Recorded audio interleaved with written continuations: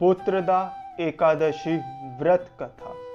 द्वापर युग के आरंभ में महिष्मती नाम की एक नगरी थी, जिसमें महिजीत नाम का राजा राज्य करता था। लेकिन पुत्रहीन होने के कारण राजा को राज्य सुखदायक नहीं लगता था। उसका मानना था कि जिसके संतान ना हो उसके लिए यह लोक और परलोक दोनों ही दुखदायक होते हैं। पुत्र सुख की प्राप्ति के लिए राजा ने अनेक उपाय किए, परंतु राजा को पुत्र की प्राप्ति नहीं हुई। वृद्धावस्था आती देखकर राजा ने प्रजा के प्रतिनिधियों को बुलाया और कहा, हे प्रजाजनों, मेरे खजाने में अन्याय से उपार्जन किया हुआ धन नहीं है।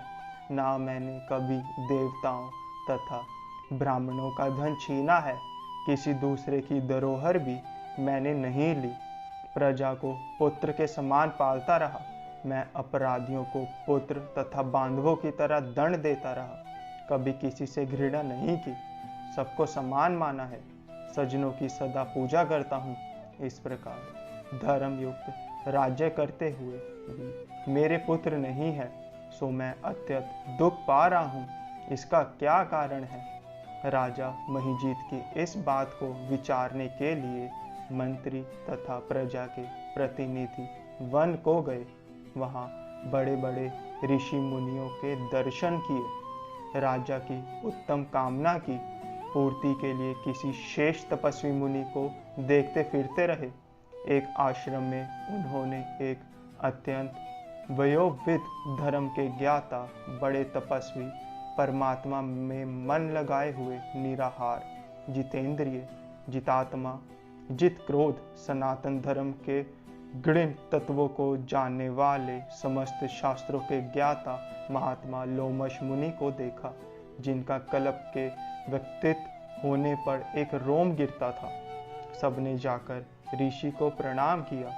उन लोगों को देखकर मुनि ने पूछा कि आप लोग किस कारण से आए हैं?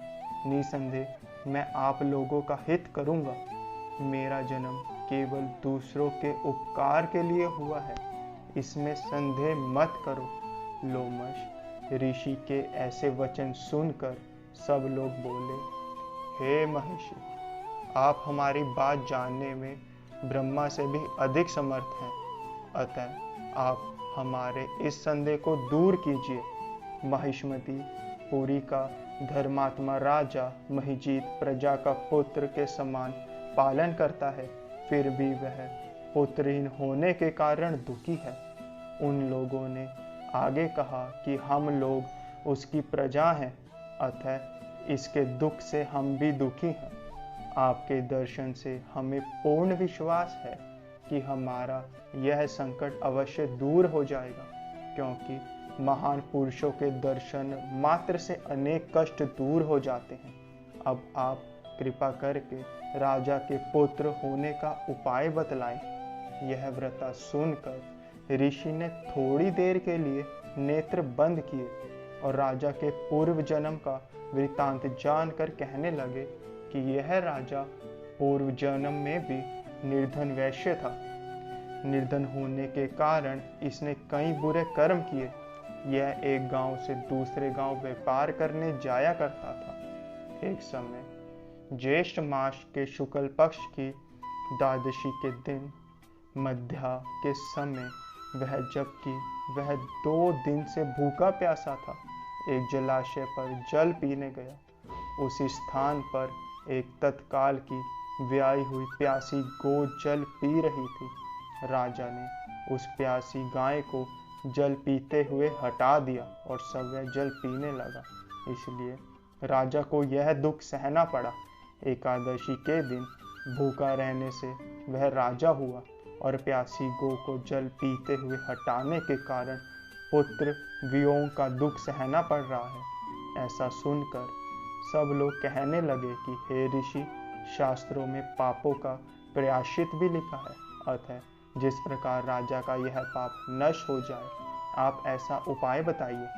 लोमश मुनि कहने लगे कि श्रावण शुक्ल पक्ष की एकादशी को, जिसे पुत्रदा एकादशी भी कहते हैं, तुम सब लोग व्रत करो और रात्रि को जागरण करो, तो इससे राजा का यह पर्व जन्म का पाप अवश्य नष्ट हो जाएगा। साथ ही राजा को पुत्र की अवश्य प्राप्ति होगी। लोमश ऋषि के ऐसे वचन सुनकर मंत्रियों सहित सारी प्रजा नगर को वापस लौट आई, और जब श्रवण शुक्ल एकादशी आई तो ऋषि के आज्ञा अनुसार सबने पुत्रदा एकादशी का व्रत और जागरण किया। इसके पश्चात द्वादशी के दिन इसके पुण्य का फल राजा को दिया गया। इस पुण्य के प्रभाव से रानी ने गर्भ धारण किया और प्रसव काल समाप्त होने पर उसके एक बड़ा तेजस्वी पुत्र उत्पन्न हुआ। इसलिए हे राजन, इस श्रवण शुक्ल एकादशी का नाम पुत्रदा पड़ा। अतः संतान सुख की इच्छा हासिल करने वाले इस व्रत को अवश्य करें। इसके महात्म्य को सुनने से मनुष्य सब पापों से मुक्त हो जाता है और इस लोक में संतान सुख भोग कर परलोक में स्वर्ग को प्रताप हो जाता है। जय श्री हरि, जय श्री हरि, जय श्री। दोस्तों, अगर आपको वीडियो अच्छी लगी हो तो हमारे चैनल को लाइक और सब्सक्राइब जरूर कीजिएगा। धन्यवाद।